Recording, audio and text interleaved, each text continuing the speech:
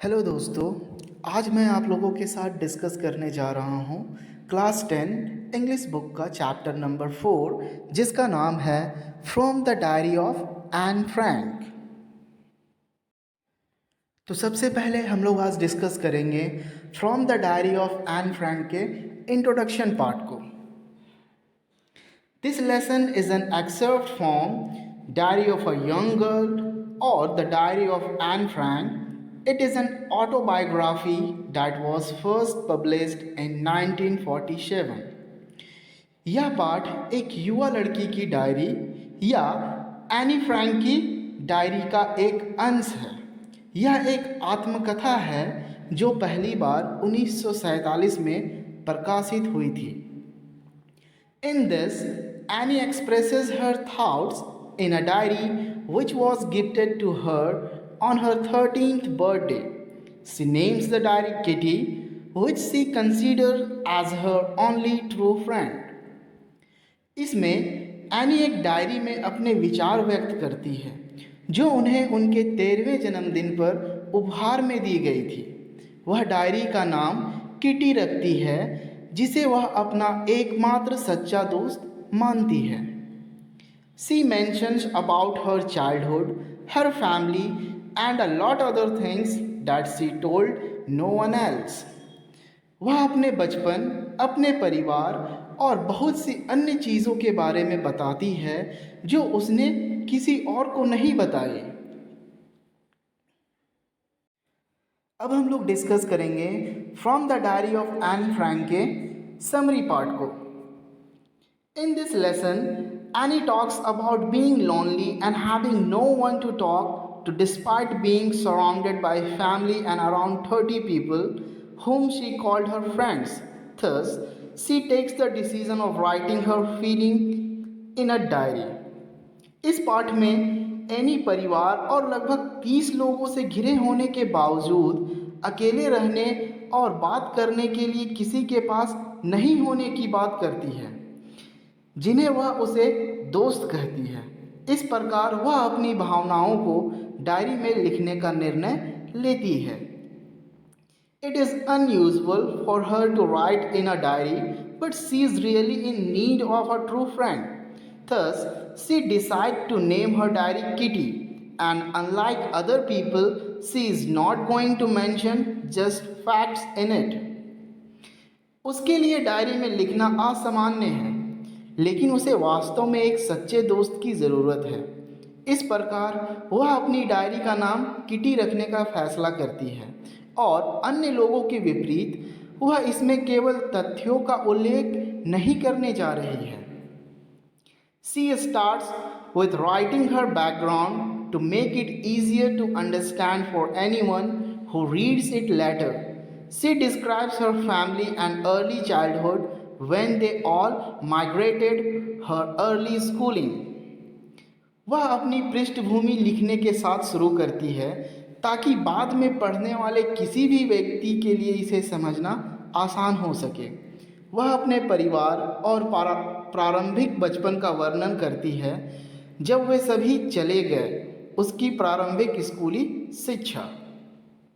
After giving a brief account of her background, she comes to the present day where she tells us about the result day. Everyone in the class is nervous about their result and boys are even making bets. Annie was quite sure about herself and her friends. अपनी पृष्ठभूमि का संक्षिप्त विवरण देने के बाद वह आज के दिन पर आती है जहां वह हमें परिणाम दिवस के बारे में बताती है। कक्षा में हर कोई अपने परिणाम को लेकर घबराया हुआ है और लड़के सट्टा भी लगा रहे हैं। एनी अपने और अपने दोस्तों के बारे में पूरी तरह से आश्वस्त थी। She had a good equation with all the teachers except her maths professor, who was constantly annoyed at her for her talking habits. उसके गणित के प्रोफेसर को छोड़कर सभी शिक्षकों के साथ उसका अच्छा समीकरण था, जो उसकी बात करने की आदतों के लिए लगातार उससे नाराज था। Thus he started giving her punishments in the form of essays on were topics such as chatterbox, to which she replied with full wit. She wrote essays that were funny and explained that this was a trait that she had inherited from her mother and not much could be done about it. इस प्रकार उन्होंने chatter box जैसे अजीब विषयों पर निबंध के रूप में उसे दंड देना शुरू कर दिया, जिसका उसने पूरी समझदारी से जवाब दिया। उसने ऐसे निबंध लिखे जो मज़ेदार थे और समझाया कि यह एक ऐसा गुण है जो उसे अपनी माँ से विरासत में मिला है और इसके बारे में बहुत कुछ नहीं किया जा सकता है। He kept on giving her essays until she wrote a satire. After that, third and last assignment, Mr. Kessing never pointed her out of for talking. जब तक उसने व्यंग नहीं लिखा तब तक वह उसे निबंध देता रहा। उस तीसरे और आखिरी असाइनमेंट के बाद श्री किसिंग ने कभी भी उसे बात करने के लिए इशारा नहीं किया। अब हम लोग डिस्कस करेंगे important questions and answers of this chapter from the diary of Anne Frank. What makes writing in a diary a strange experience for Anne Frank. N Frank के लिए, या तो फिर कह सकते हैं एनी फ्रैंक के लिए, मीन्स ये डायरी लिखना मीन्स एक अजीब सा अनुभव क्यों था। तो इसका आंसर है it was the first time Anne was writing in a diary. यह एनी जो डायरी लिख रही थी ये पहली बार लिख रही थी। She felt that later no one would be interested in reading about the thoughts of a young girl. उसे लगता था, उसे महसूस होता था कि बाद में एक युवा लड़की के सोचों के बारे में, युवा लड़की के सोच के बारे में कोई अगर पढ़ेगा तो वो इंटरेस्ट नहीं लेगा। And both these facts made it a strange experience for her. और यही तो वजह था जिसके वजह से राइटिंग मीन्स डायरी लिखना एनी फ्रैंक के लिए एक अजीब सा अनुभव था। अब हम लोग डिस्कस करेंगे दूसरे क्वेश्चन को, why does Anne want to keep a diary. Means Anne जो थी वह डायरी क्यों रखना चाहती थी अपने पास। इसका आंसर है Anne wanted to keep a diary and write in it because she had a lot going on in her mind.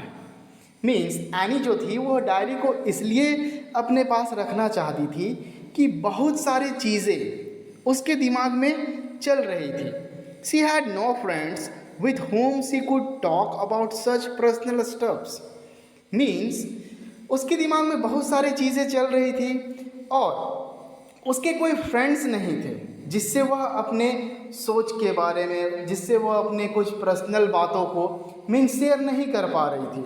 Thus she decided to maintain a diary। और यही एक वजह था जिसके वजह से वह डायरी रखना चाहती थी और उसमें अपने विचारों को व्यक्त करना चाहती थी, लिखना चाहती थी। Question number 3, why did Anne think she could confide more in her diary than in people. Means Anne को ऐसा क्यों लगता था, वह ऐसा क्यों सोचती थी कि इंसानों की अपेक्षा वह डायरी में ज़्यादा विश्वास कर सकती है, उसे ऐसा क्यों लगता था। According to Anne Frank, paper has more patience than people. Anne Frank के अनुसार एनी को ऐसा लगता था कि इंसानों की अपेक्षा कागज़ के पास ज़्यादा धैर्य है, पेपर के पास ज़्यादा धैर्य है। She choose to confide more in her diary because she felt there was no friend who could listen to her with enough patience. उसने अपने विचारों को डायरी में लिखने का विश्वास इसलिए किया क्योंकि उसे लगता था कि उसका कोई सच्चा दोस्त नहीं है जो उसकी बातों को, जो उसकी सोच को बहुत ही धैर्य के साथ सुन सके।